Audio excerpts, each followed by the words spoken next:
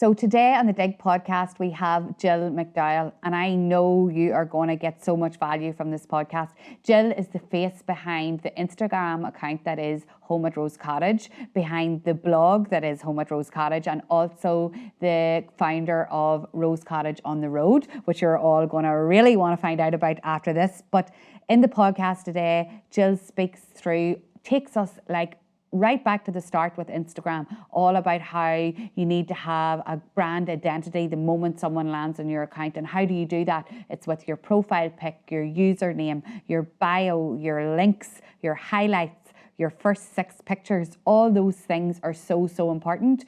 And Jill takes us through those step by step. So you're definitely going to get a lot of inspiration about cleaning up your Instagram account and making it look really good for those new potential clients that are landing there. Jill also talks about Reels. Everyone's scared of Reels right now, but they're so good for getting new eyeballs on your account, being found in the discovery tab. New people that would never have known about you will find out about you if you create those Reels. So we talk about that and how you can create them if you're not great at using that type of normally creating that type of content. So you need to stay tuned to hear. Also, we talk about the do's and don'ts to embrace on Instagram, the things you shouldn't do, the things you should do, how not to get obsessed with your following, but tips on how to grow your following. So it's jam-packed and you're going to want to stay tuned. I can't wait till you hear everything. Let's just dive in. The Dig podcast is a podcast that focuses on business life and all things social media. It's a place of learning and one where you can take away actionable tips that you can put into practice straight away in your business.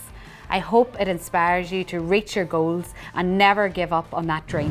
Hello, Jill. Hi. Oh, thank you so much for having me, Caroline. It's so nice to you be were the here. first person whenever I thought of what does people want to know right now. All about Instagram is a hot topic. Everyone wants to talk about Instagram. Yeah. So I was like, let's get Jill on and she can train us on this podcast exactly everything that you know, because I know everybody is dying to hear. So let's talk about Instagram, right? Yeah. So tell us, first of all, let's start from the start, because there's loads of different businesses and people and brands listening of different kind of skill sets. So if we kind of start at the start, maybe for the people, and even the people that are active on it a while might need to brush up on a few of these skills. So tell us a few basic principles about having your Instagram page looking and feeling right for your brand, like things, you'll be able to tell us, but what type of account and the bio and all of that. So let's just launch in. Yeah. Okay. So the first thing you need to think about is what type of account you're going to go for. So there are 3 different types of accounts available. You have a personal account. I would use that if you're creating content for your friends and family. There's a business account, self-explanatory. If you're a business, you should be on a business account. And then you have a creator account. So that would be more if you're creating for your fans and any kind of brands. So you need to choose which one is most suitable for you. If you decide to go for the business account, it'll give you full access to all of your insights, which means you can really get to know your ideal audience well. And I think as a business, it's so important for you to know your ideal audience. So Insights gives you great overview of what your followers look like. You can add the shop function then when you're on a business account as well, and you can add the swipe up in your stories, even if you don't have the 10,000 followers. If you're a product-based business, for example, you'll be able to swipe up to each of your products. So that can be a real game changer, as you know yourself. Yeah.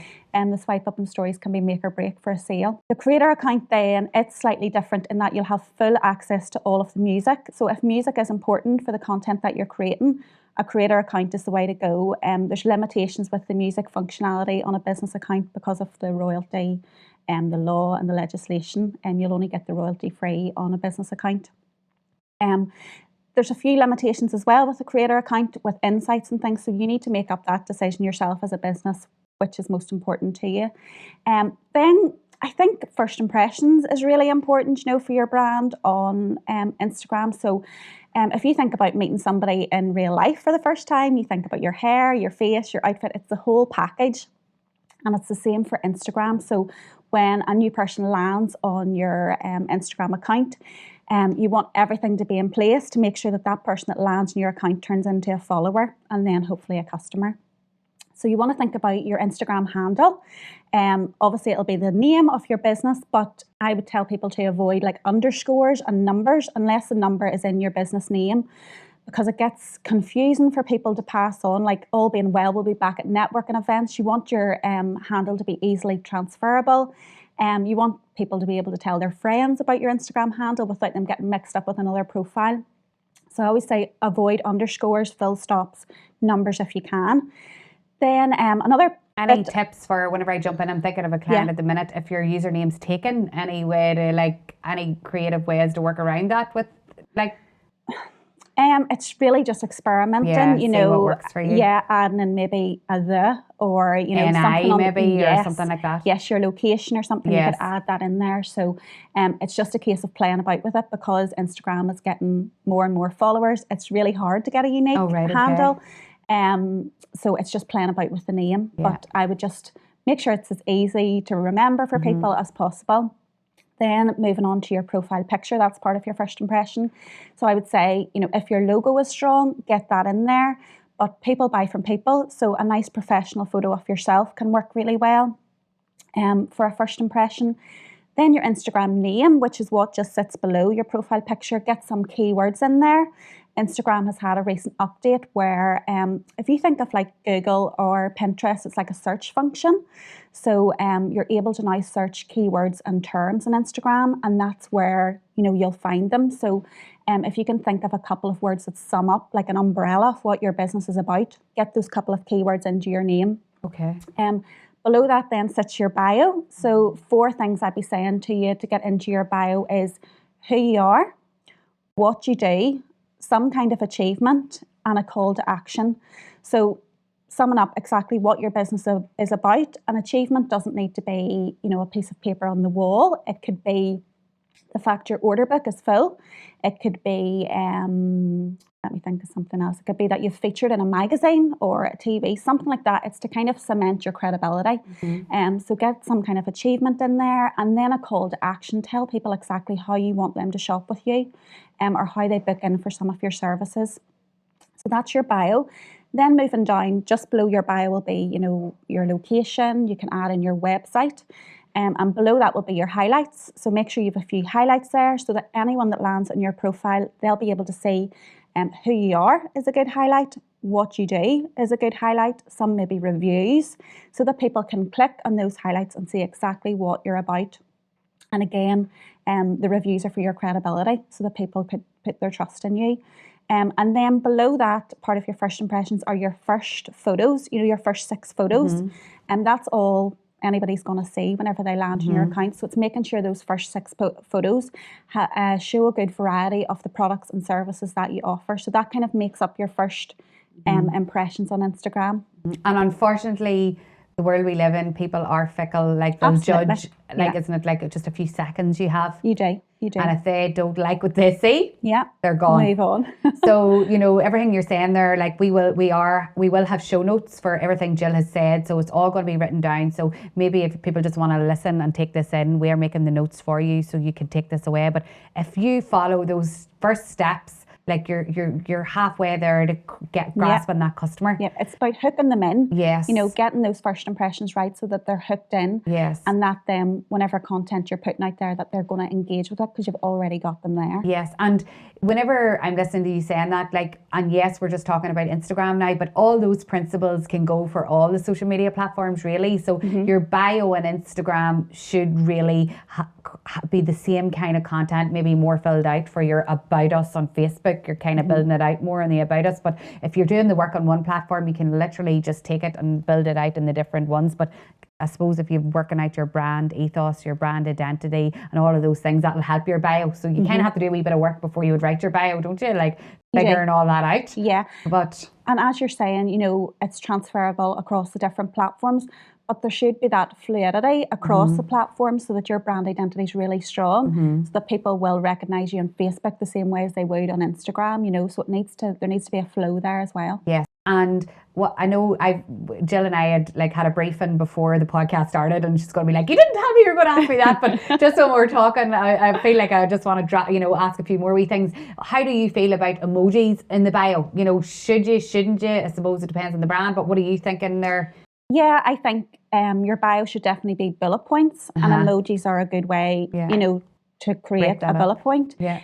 You want your bio, a big paragraph. Nobody has time to read that, so wee bullet points. I think if the emojis are in line with your brand identity, maybe similar colours, or the emoji that you've picked is, if you're an eco brand, it's a wee leaf or something like that. So if it's in line with your brand, absolutely, but don't just throw in emoji for the sake of it. Yeah, I get that, and you do see that as well, and I get why people do that, because they haven't figured out why they're using it.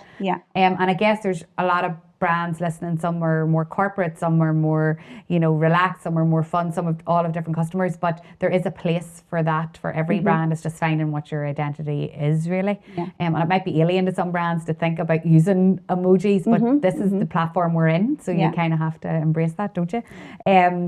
So we've set up our Instagram page, we've got our username, our bio's looking class, our highlights. Now, before we move on to the next question, there is apps, and I didn't tell you I was going to ask you this either, but I know you know all this, so it's okay, I just fire them in. To help with making those highlights look nice. So people who aren't aware, what are highlights and how can we make them look nice? Yeah, so highlights, you'll notice they sit just below where your website would be, in between your website and your grid.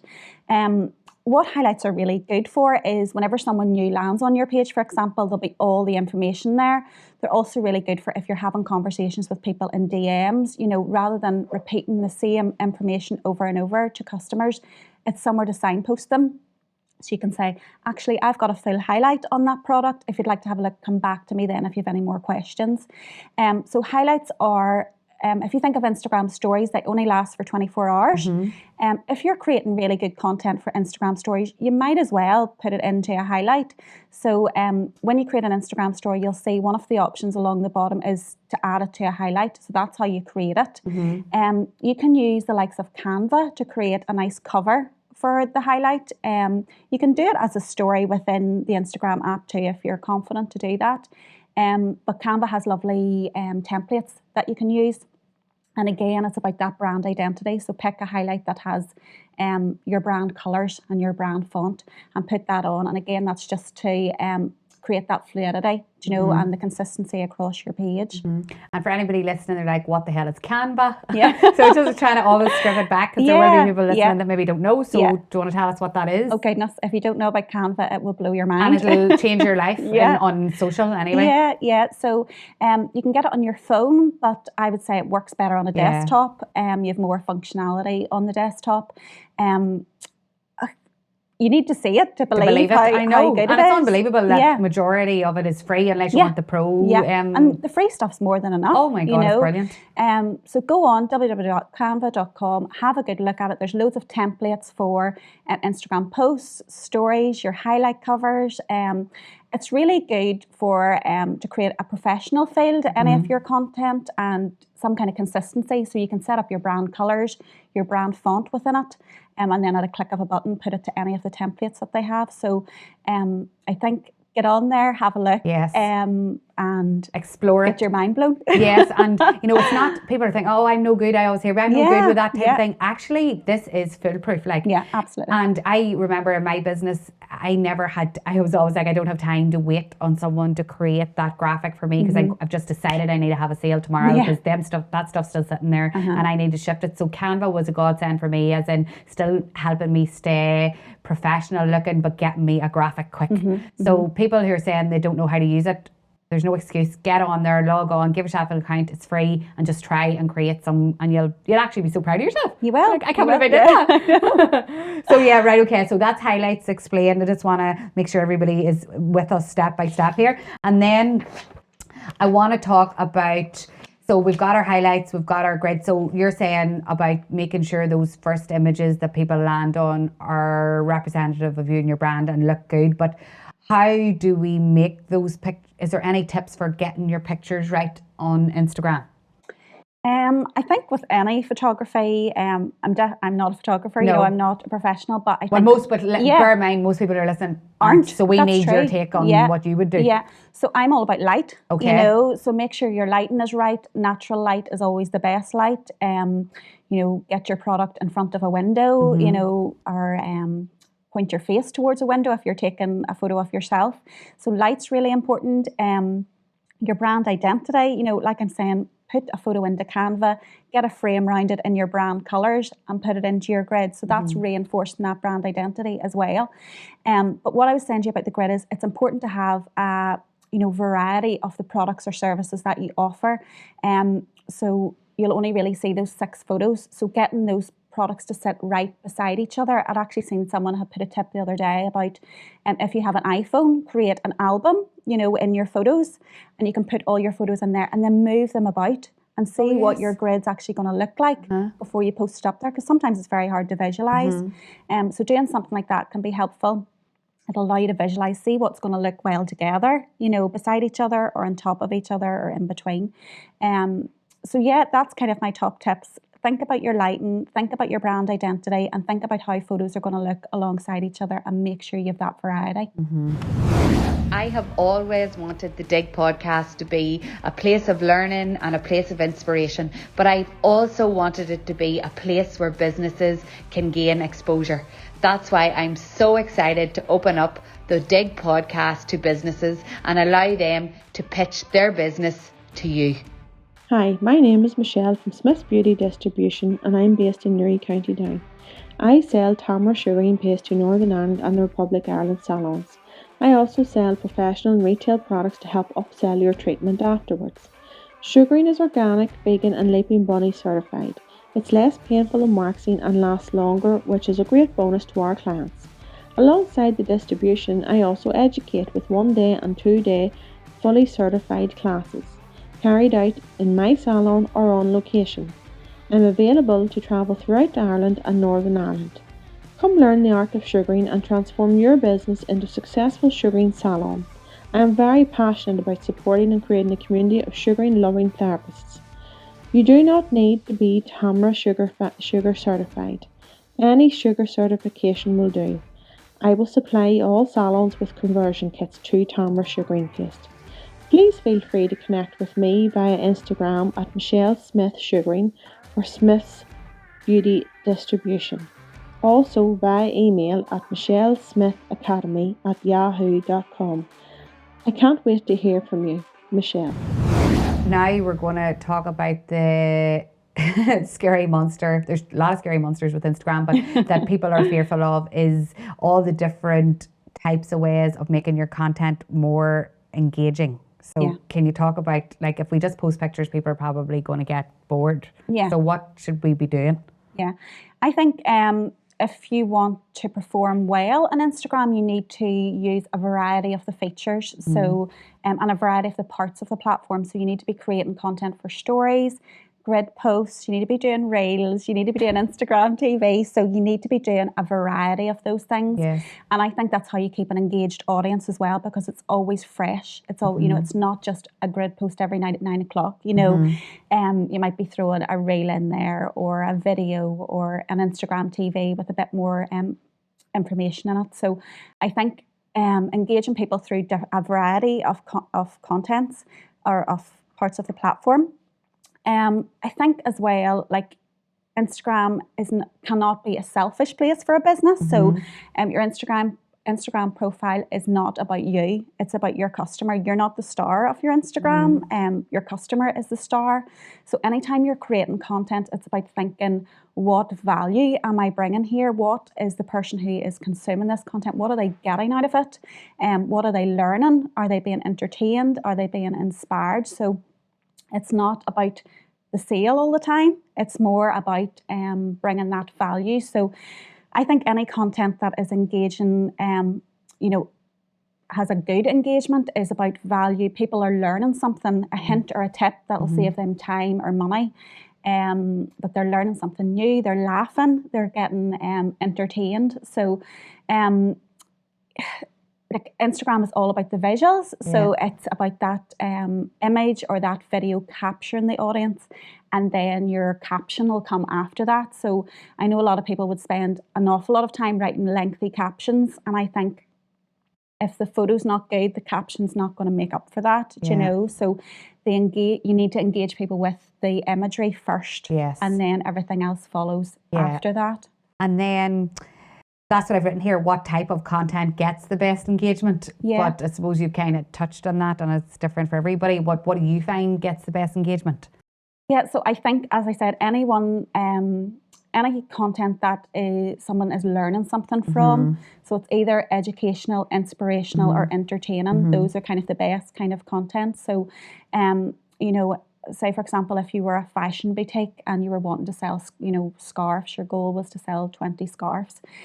So instead of putting up, you know, 5 photos of a scarf, why not create a reel and show 5 different ways to wear a scarf, you know, and show then the 5 scarves that way. So it's about, you know, changing that mindset of sell, sell, sell. It's more about, you know, help. Yes, exactly. Help. You know, how can I, but your product's still in there. You know, the sale will still come. But people are not seeing it they're seeing it in a helpful way rather than a salesy way. You know, we were talking about root spray there this morning before I come in. So, you know, for example, you wouldn't want to touch me or Jill's hair right now because your hands would be black. We're praying for the hairdressers soon. Yeah, do you know, like if you were a hairdresser, for example, and you were trying to sell root sprays, you know, you've identified that your customer has a problem. They can't get to the hairdressers at the minute. They're going to have grey roots. So you've identified that problem, but you're going to create a piece of content that will solve that problem for them.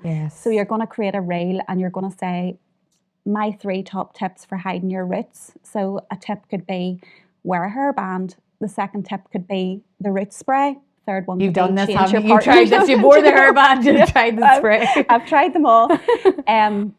So, you know, that's it's really about creating, good advice. You know, like value with that. So it's not you know, the information's in there about the root spray, but you have kind of sandwiched it almost in a way that it's not salesy. I know. So you do, and I'm sure you meet this too, but you do come up against a brick wall with businesses sometimes, and I understand why. Like I did a training session for a group of people and there was a car salesman in the audience, and I don't know if I've told you this before or not, and he's a lovely man, I'll never forget him, he's really nice, but I was coming over all of this and he says, here, you know, he just was a closed book and he's like, I just want to sell cars. And I don't want to tell people what we got for our breakfast or, you know, how, I said, think about, like you've just said, you know, what's the best features in the car, explain how the tires are the best, or clean the car out and show how well it looks before and after, just something to capture their engagement. And he's like, but I said, but when they need a car, they'll think about you and the cool things you're doing on social, and you might get that sale in a month's time. And so I guess it's just training your mindset, isn't it, to realise it mightn't have an immediate effect, but when they need that scarf, they're going to think of you. So it takes time. It's not instant. Sure, it's not rewards. Most cases, it takes time to build that up. But yeah, so that type of content, so educational, inspiring and entertaining, if you can think along those lines when you're creating it, and if it's not one of those 3, probably don't bother posting. Would you say that? Yeah, I think if you're thinking about creating a piece of content you're posting it, you should ask yourself maybe a few questions first. You know, who is this aimed at? What are they going to get out of it? If I seen this piece of content, would I bother engaging myself? If the answer's no, then what are you putting it out there for? Is it for the sake of it? And it's only going to be, you know, it's going to be frustrating for you because you're thinking, nobody's even bothered to look at that, you know? And it's going to be frustrating for your audience because they're going to think, oh, there's your woman trying to sell me something again, you know? So I think if you treat your Instagram, you know, if you had a bricks and mortar shop, you know, if you treat your Instagram the same way, like, you know, you'd visual merchandise the window, you know, and that's your grid, you're wanting to invite people inside, you're giving them the customer experience. So you're showing them how the product works, what it looks like. Oh, there's different varieties to that, you know, and you're chatting them through maybe how the product works. Maybe you're offering them a sample, you know. So if you're treating your Instagram the same way you would as a real life shop, you know, bringing them to the tills, like maybe starting a DM, you know, conversation in the direct messages with them. So I think treat it like real life, Yeah. you know, even though it's a social media app. So you true. know? Like if someone walked into your shop, you wouldn't just go buy the scarf. You know, or you wouldn't might just give them the thumbs up, you know, emoji or something. No, you wouldn't. know? You'd talk to them first and, you know, nurture them and all of that. So Yeah. you have to just think of Instagram and our social media as a whole like that. Be social and the sales will come. Yeah. So now we're talking about the next monster. As the new monster in the family, is the reels. Oh, Jill, it gives me the shivers because just when you feel you've mastered one part, like this comes out. So what is reels for people who are listening to it, and what is the crack? Like, how do we do this? Reels is my favourite. Is it? I know I knew it would be your favourite because if anyone doesn't follow Jill, they will be after this. But the way she creates her content, she's very good at that type of visuals and graphics and all. But you know, what is it? And tell us how the layman can approach it. Okay, so if you remember back to the first lockdown where TikTok was a massive deal because everybody was at home, they had nothing to do. So they jumped on TikTok, done all these crazy dance routines and, you know, made an idiot out of themselves. And Instagram saying how amazing that was and how popular. So essentially, it is TikTok within the Instagram app. It's short videos, which works really well because I think Instagram is going back to that instant. You know, people want information, they want to be entertained in a short space of time because people's attention spans aren't long at the minute. Or ever, probably, with Instagram. So it can be up to 30 seconds video. And that's it. If you're already creating videos, you can do a reel. But what I would say about reels is it's not an extension of your stories. So if you think about the kind of content that you would create in your stories, you know, maybe showing the kids at the park or showing, you know, your morning coffee, that kind of content will not perform well as a reel because people are not getting anything out of it. So like I'm saying before, content should be bringing value or entertaining someone. So if you want to show your kids at the park, for example, as a reel, think about how you could turn that into, you know, 3 things as a mummy you can't go to the park without, or, you know, think about, you know, a towel because it always rains and you don't want their bums to get wet, you know, like think of how you package it as something that adds value and it's not just showing your kids running about the park because that will not get the engagement. You know, it's not a story. It has to be a separate piece of content that people are learning or getting entertained by. So if you're already creating videos, you can do reels. Don't be scared by them. But I'm still scared. Like, you know me, I love Nile stories, but I actually, you tell me if this is right or wrong, but I am so scared that I just use InShot because I'm familiar with editing it there into a 30-second thing and then put it into reels. Is that okay? Yeah, that's what I've been doing because I can't. I actually can't figure out how to. I know it's hard now because we're on a podcast and for you to show us, but I mean, I don't know how to get the music on different shots on the reel. Yeah. How do you do that? Can you tell me that tactically or? Well, what I would say is if you're starting off in reels, do not create them within the Instagram app. Right. Use an app like InShot, right. Okay, like you're so saying. I'm all right. Yeah, you're doing well. Good. So InShot's good. Quick is another one that's really good. Okay. So QUIK. Okay. And what Quick is good for, it does all the hard work for you. Yes. So you could put even 5 images into Quick and it will create a video. Yes. Do you know? So it adds all the fancy transitions. You can put text on top of it. It does all the hard work for you. So if you're getting started, start with Quick, save it to your camera roll and then upload it in the Instagram app. If you're wanting to create content to music, like to the beat of a song, you know, if you're wanting to do one of them pointy ones that is popular at the minute, you do need to create that within the Instagram app because you need the music to point along to, you know, and it is super fiddly. It is. Like. It is. And Reels is really glitchy at the minute because I think Reels Insights is coming. Okay. So I think that's why it's glitchy. So I would say save. There's a wee button, you know, with like, it's like a wee arrow on it and a wee line below it. So make sure you're saving it to your camera roll so that you don't hit the wrong button and it disappears. You know, you've spent a couple hours creating something. So if you're doing it within the Instagram app, save it regularly. It won't save with the music, but at least you'll have the video there, you know. But the best way to learn is to do, you know, practice does make perfect. We all have to start somewhere. Don't look in at somebody's real journey who's 50 videos in and compare yourself because there will be growth with it. You know, you will get better as you go on. And is Instagram favouring reels now? Yeah, absolutely. Over all content. Instagram's very much like that. When they bring out a new feature, they will push that out more than any of the other content. So you will never get the kind of reach with a grid post, for example, that you would get on Reels because it's continually pushed out. Like if you think of grid posts, they'll die in a day or two, you'll stop getting interaction. Reels will continue to be pushed out for up to 2 weeks after you create them, which is great news for businesses because it takes a wee bit of pressure off posting all the time because they hang about a bit longer. So there's lots of advantages with Reels for reach.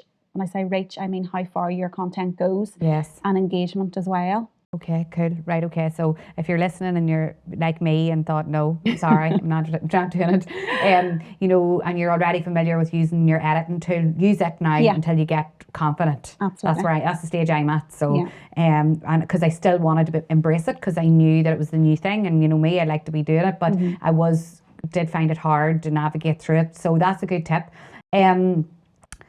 So I bet you get this all the time, but how do you grow your following? Like everybody asks that, and you know, me and you both know it's not easy, but there are some wee tips that they maybe can do. So what would your answer be to that, Jill? I probably get asked about twice a day. I know, and I understand why people ask. Absolutely, because with any business, you know, growth is part of your strategy, so it should be on Instagram as well. So my answer at the minute to people is always Reels. You know, Reels is the easiest and quickest way to grow at the minute because it is the majority of people who are seeing your Reels are not people who are already following you. Okay. So that's why the content needs to be really strong for Reels because it will be a fresh set of eyes seeing them, you know, and you want that to convert to a follower. So I actually had a girl last night who messaged me to say, I'm doing everything and I'm not growing, like how do I grow followers? And I've done the whole reel, you know, you need to be doing reels and the Reels chat. And then I popped over and had a look at her page and she had between 7,000 and 8,000 followers. So that's amazing. Brilliant. Like that's so good. So good. So I had went back to her and said, you know, you have already like a massive following, you know, don't forget about the people who are already there. So I'd said, you know, imagine you had a house party. No, I can't even remember what it's like to bring people to your house, but if you can think way back, if you had a house party and you had all your friends and family sitting in your living room and your kitchen, they're all there cracking away, and you spent the whole night looking out the window waiting on somebody else to come. You know, imagine how that would make the people who are in your home feel. You know, and imagine how that would make you feel. You'd be totally disheartened because nobody else is coming. You know, and you turn around and you've missed out on all that opportunity. You've missed out on all the crack. You've missed out on the opportunity to build relationships, friendships, connections. You know, so don't spend so much time trying to grow that you're forgetting about the people who are already fans. They're already following you. You know, spend time educating them. Spend time entertaining, inspiring them. And the followers will come. So lovely to hear that. Some people get so obsessed with it. Oh, totally. That they can't even, like, I just set my brother up on Instagram for his agricultural supplies, and the creator's just learning now, but he's starting to really like it. But so he had like 700 followers. I give him a shout out to help him, you know, and he had like 700 followers, and then there was like 500 people that day that he started because everybody was interested to see what was going on, watching his stories. And I looked at his thing and I was like, did you ever even have 5 people outside your door? Never mind 500. I was like, people don't see the value in that. Like, people say I've only got 3,000 followers. I'm like, that's flipping deadly. Like, and that's all right. And they're like, that's all right for you to say, like, you've loads. But everybody had 1, 2, 3, 4 at some stage. So that's deadly what you're saying there, and it brings you back to reality. Look after your own people, and more people will come eventually, you know. So nice to hear that, actually. It brings you back to what it should be all about as well. And so yeah, don't get obsessed with your following. It will happen. Anything we should avoid when creating content or trying to grow your following? I would say copying is a big one. You know, I see a lot of people copying other people's content because they've seen it's been popular and it doesn't fit with their brand. It doesn't fit with their identity. So I think if you like, you know, especially for Reels at the minute, anything that's on trend or seasonal will do well. You know, you can find out what's on trend by going to the Reels tab, scrolling through the Reels and seeing what keeps coming up, what kind of music keeps coming up. But it's about recreating it in your own style rather than copying, you know. So if something does fit, make sure you put your own spin on it and your own brand identity on it, because, you know, kind of the dream is for people to see your content and not even have to look at your handle, that they'll immediately know it's you. So I think copying there's a lot of it. I don't know about you at the minute. I've seen a lot of it, and it makes me really uneasy because I think just be yourself. Yeah. That's why people are following you. They love you and you're the face behind the brand. So I think staying away from copying any kind of spammy behaviour, you know, so you know, when like any engagement you should be given should be genuine engagement, not, you know, sticking an emoji on every single person's post or something like that, you know, making genuine connections, giving genuine engagement, because if it's not, that can be off-putting for people as well. Yeah, so I think that's kind of all my tips on, you know, you don't want to turn people off. No. I wouldn't say constantly ask people for shout outs and things like that. Yes, of course, reach out to people who have, you know, who you've made a genuine connection with, who are part of your community. I'm thinking of a girl, like, she'll be watching this. She had messaged to say, look, I'm so close to the 10K, will you give me a shout out? And I'd said, of course I will, no problem. So later on that evening, I went into her profile and went to pick a photo, and I looked and she hadn't posted on her grid in 2 weeks. Okay. I went back to her, I was like, woman dear, you haven't posted on your grid. I've seen you've been in stories, but stories only get showed to people who are already following you. It's not a growth tool. Yeah. And I said to her, you haven't posted. I said, you know, what's that about? Would you do a flipping reel? And she came back and she was like, I am going to do a reel tomorrow. And I gave her a shout out. She got to the 10K, but I said to her, you know, it's okay, but you cannot rely on shout outs for growth. No. You need to be doing the graft yourself. You need to be showing up. You need to be consistently there, do you know? Yeah. So you can't rely on other people for your growth all the time. It needs to be your own graft, you know? So, oh my God, this is brilliant. Like, we're making show notes story. Like, this is all going to be written down. But also a thing, you need to treat your people like they're following you, so they're like you, and they can suss out when you're being ungenuine. Like, I've seen, like, you know, when there's like I don't know if you've seen, like, when there's a circle of people who've decided we're going to shout all each other out and tell about how great they are, but you're like, something dodgy going on there. Like, anyone can see that. So you have to be real, stick to who you are. The growth will come, and, you know, you'll shine out for being genuine, you know, and as long as your business is, we're talking about business people here, or influencers are trying to go, as long as that's all, you're still getting all the work and people are still coming, you know, don't forget about the numbers, and you know, it will happen. How do you stay motivated? So as a business owner, I did go through hurdles of, I'm fed up with this here, this isn't, you know, so have you any tips for staying motivated about creating your content and motivated for just being on social? I think it's important to say that everybody will go through, you know, periods of, you know, in life in general, you know, you go through periods where you're more motivated than others. But I think for me personally, making a plan is something that is really helpful. So whether you sit down at the start of the week or the start of the month and make a plan for what your goals are for the month, and then create some content around that. So whether it's to do with selling so many items, you know, of a product, or getting so many sign-ups, whatever your goal is, and then create some content around that. So I think putting a plan in place, then sticking to the plan is another way, you know, get somebody to keep you accountable. So tell somebody, I'm going to do 2 reels this week, you know, and then that person sends you, here, there's no reels up. You here, girl, you never done a reel there in 2 weeks.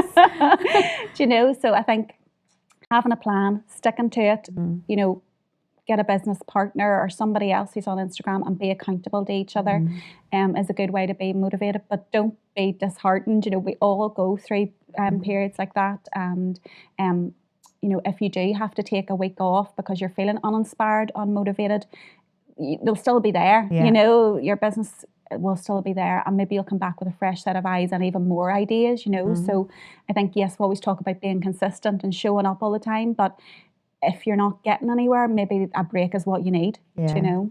And I used to use, well, I still do use, but whenever I had my shop, Google Calendar. So, and my team would all could see it, and I would say, like, say even writing in if it's someone's birthday, like in your team, then, you know, right, that week we'll focus on making a big deal about our team member, because that's what we're about, is our you know, nurturing our team as well. So it didn't even have to be about the product. So I suppose it's people thinking outside the box and being, as you say, having a plan. Because you want to be able to just look at your calendar and say, right, that's happening this week, let's do our content around that. Takes the thinking out of it, doesn't it? It does. So I've written here, can you tell us 3 tips for businesses who are struggling at the minute? And we kind of have touched on all of this, but if you could just sum it up into 3 tips for people who are struggling to grow and just feel like giving up? Do reels. Yeah, I knew you were going to say that. Okay, reels is the key, the buzzword of the day.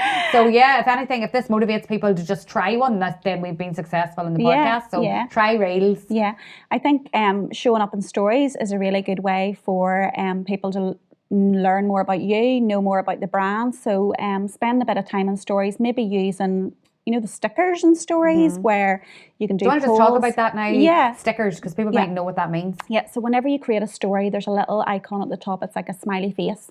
And if you click on that, it will fire up, you can add your location, you can add a time, you can add a hashtag, tag another account. So a few of the stickers that are good, really good for interaction and engagement is the poll, questions, there's like a slider bar, and there's a quiz. So adding those into your stories is a good way to kind of give you a boost and to make your audience feel part of your brand as well. So if you're asking a question, maybe you're on a buying trip or something, and you say, do you want the pink, should we stock the pink top or the orange? Giving people that say in your business so that they feel part of your brand. And it's also really good for market research because, there's nobody as brutally honest as the people on Instagram, and, they don't care if saying no will offend you, they'll just say it. And that's not negative, that's telling you where to put your time, your energy and your resources. So there's no negative feedback, it's telling you where to put your time. So I think using those stickers can be really good. Market research, can be good for people feeling part of your brand. Plus, it's really good for engagement. And if Instagram see people engaging with you, they'll push it out to more people, so your reach will be better. So doing reels, getting in your stories, showing the face behind the brand, showing the behind the scenes. So your stories is more like your stock room, or your staff room, where people can get to know you better. Then utilising your grid, so getting across your brand identity in your grid. It's like your shop front, so you want to visual merchandise it, you want to have it looking nice and attractive, and showing a good range of the products and services that you offer. And I know there's people listening going, I'm never going to be able to do all this. So if you're the business person that actually is so busy, which is a lot, and you actually don't want to embrace any of this, there are, that's kind of part of your business at Rose Cottage on the road. So there are people out there who can do this for you, isn't that right? Yeah. Yeah, so that's... Yeah, and I think, collaborating or, linking up with influencers or bloggers or a business, a marketing agency, linking up with them, identifying that's maybe your weakness, or maybe you've no desire or time to do that. I think that's important. And then looking for the right person for you. So not just giving it to anybody, but looking for the person that fits your brand well. You like their content, you like their style, and bringing somebody like that on board can be really good for you, because there's, people will feel, if you're forcing yourself, to show up on Instagram and create content that's a bit half-assed, it's not really, you're not giving it your all, it'll come across that way. So maybe it's better bringing somebody in, and maybe you only need to bring them in once for that kind of boot, to be like, right, people will just need to listen to you once today and be away like Billy-O to get it all created. But there will be people who'll be like, right, she's made my mind up, I need somebody in because I can't do this. So identifying that's really important. That's the best place to start. And then looking for the right person who can help you. But it's all, you'll know yourself, it's all about collaboration at the minute. It's all about influencer marketing. That's not going anywhere, So I think embracing that can be really massive for a business, you know. So, Well, there's so much more we could talk about, but I don't want to bombard everybody. They need to take that and go away and put that into practice. But if someone's listening and like, right, well, I want her, I want Jill. How do people find you? Where are you hanging out? What are you doing? And how can they reach out? Tell us all your handles and all of that. Yeah, so my blog is Home at Rose Cottage. And then my sideline, now my full-time job, I can't believe I'm even saying that, is Rose Cottage on the road. So I hang out on Instagram. I'm not really anywhere else. I'm in the process of setting up a website, but for now it's just Instagram. So, and your Instagram handle is? Rose Cottage. Yes, Home at Rose Cottage. And then my business is Rose Cottage on the road. Rose Cottage on the road. So all of these will be linked in the show notes. So thank you so much. I'm I'm going to try and do reels now without creating them and in shot. I can't wait, I'll be watching. Oh God, the pressure. But yeah, like it takes sometimes somebody just to say it out, explain the benefits for you to say, right, I'm going to really try. And you can stick your head in the sand for so long, but you have to try these things to see if they're going to work for you. So yes, I'm inspired. I know everybody else will be that's listening. Thank you so much for coming on. Thank you. You know, me and Jill and I'll tell a wee quick story before you go actually. Jill and I met because of Instagram, and I had a shop, for anybody who hasn't listened to my previous stories, I had a shop in Dungannon before COVID, and I was doing a buying trip to London, and I did a competition on Instagram for a blogger or influencer to come with me on the trip to experience what it would be like to go buying and a day in the life of. And there was a competition and Jill entered, and we did a random name selector, and Jill came with me, and we met at the airport at like 6:30 in the morning. Never spoken to each other before, and we've been friends ever since. And that's like 3 or 4 years ago now, 4 years ago maybe. And we had some crack that day, and actually got to know each other really, really well. By the time we're coming home in the plane, we knew all the things that had happened to each other, and so sometimes Instagram can actually start the most unreal friendships. And she's been there for me, like, just over Christmas with all the campaigns we were doing and all. So she's a great person as well. So thank you so much for coming. Thank you. And yeah, I can't wait to hear everybody's feedback on our Instagram podcast. Thank you so much, Caroline. Thank you so much for listening to the Dig podcast. If you missed anything, we've made some show notes with links and all the good stuff we've covered today. Also, don't forget to screenshot this episode and tag Dig for Success so we can reshare on our stories. So remember to hit the subscribe button, and I will see you all on the next episode.